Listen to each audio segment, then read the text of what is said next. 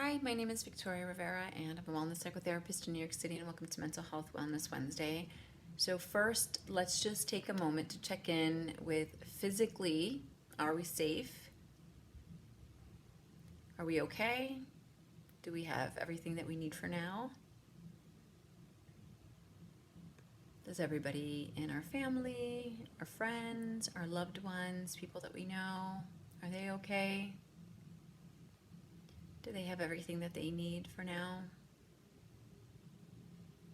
And if they do, then be grateful for that.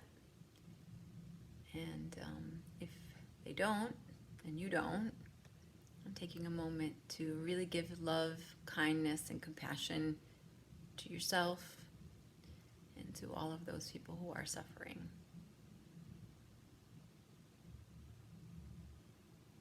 And taking this moment to connect with yourself and the physical safety and emotional safety is really important. And so I would encourage you to do this on a daily basis. And we'll talk today about acute mental health treatment for COVID-19, and this is part 2. And this is stopping the spread, getting only the essential knowledge that you need, and then coming up with a rescue plan for yourself. So there's so many different things that are happening, so many parallels, and we've talked a lot about this over the last couple of weeks. I think probably the prominent feeling that continues to come up, and so I'll address it because I got something in my inbox that kind of was like, oh, this is what you have to talk about today, is the feeling of fear, which we've talked a lot about, particularly when we were doing the mental health acute triage. Early, we talked about how our brains don't like uncertainty. It wants to have an answer, and it tries to find an answer, and it makes you feel like if you don't get the answer now, or if you don't understand everything now, if you don't do this now, you don't do that now, then you're going to die, which is not necessarily the truth, but it is a feeling that is cultivated by that core feeling of fear, and that core feeling of fear gets activated in one person and also can be contagious and get activated in other people. So when we talk about stopping the spread of fear and of anxiety, it literally does spread from person to person. And evolutionary wise, it makes a lot of sense, because if I was in trouble, my facial features, my tone of voice, my body language, chemicals that my body would release that would literally smell like I was scared, gets released and interpreted by other human beings. And when that happens, it's a sign that we actually have to mobilize and go into fight or flight.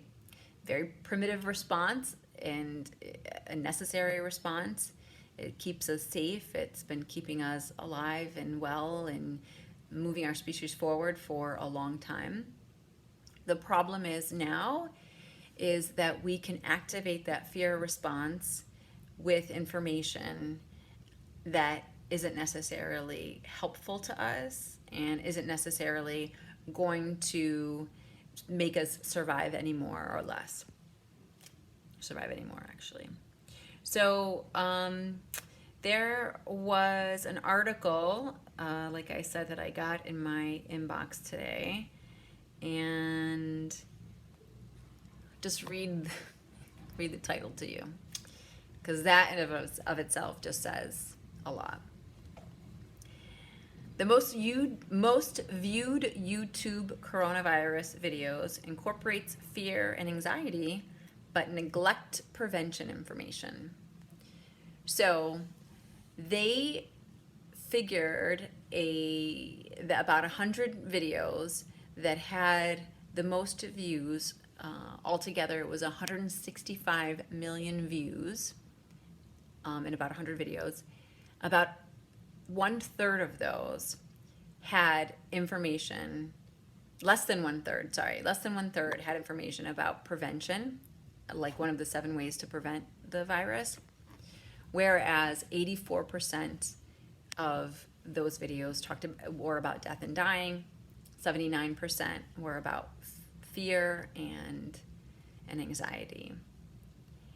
So there's a couple of ways to look at this, and I think, well, one, it's not your fault that your brain is like kind of like a moth to fire with getting sensationalized news and information, because your brain wants to have as much information as possible. And there is something about like knowing something or trying to figure out something that your brain is attracted to. So there's that. The other part is that our brains really need to have information that's helpful.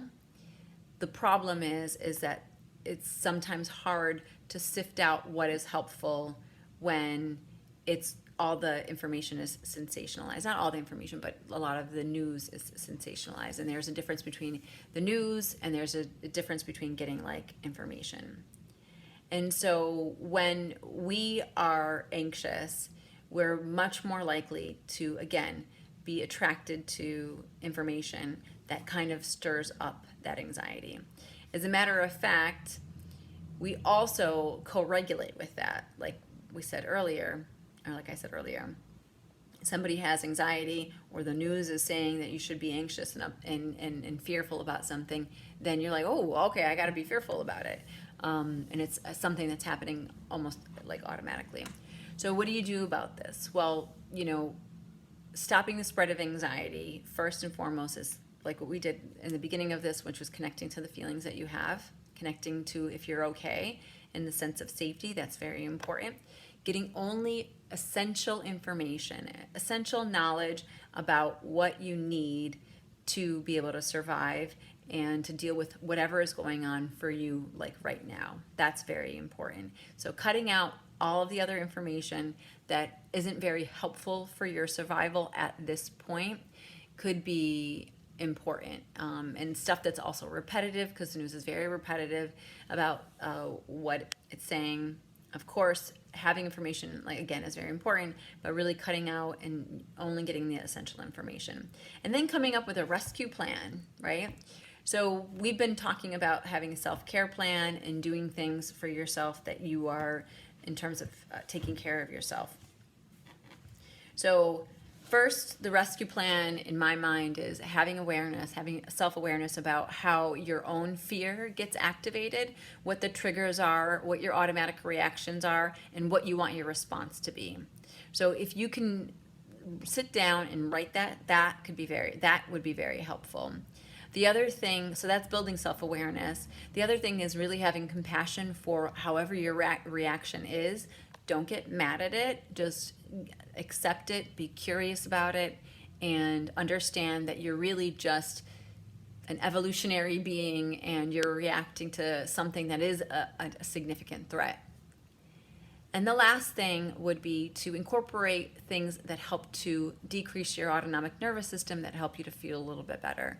So having a core routine is really important, particularly if you are also under stress with working and having to take care of kids and having to take care of, going outside and feeling anxious about that. Having a structured day as much as possible is very important. So having a morning routine where you do the same things every morning that are nourishing and that are taking care of yourself. And then, throughout the day, putting in those little self-care routines, those little self-care acts, those little breaks, that relaxation is very important. And then in the evening time, having some time for yourself where you can regroup and reconnect and process some of the experiences that you had through the day. I think that could be very important. And again, journaling is something that's helpful with that. Okay, I hope that's helpful. Thank you so much. I will see you tomorrow. Bye.